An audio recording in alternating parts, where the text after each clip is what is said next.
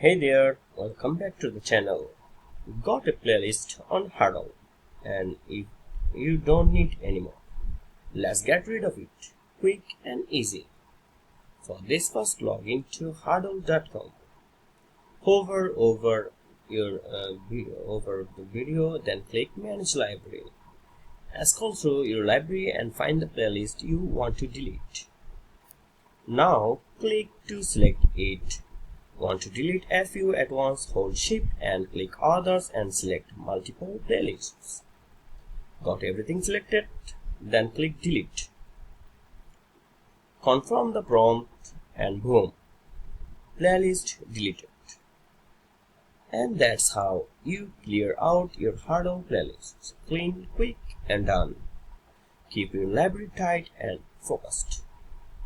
If you found this video helpful, then give it a like.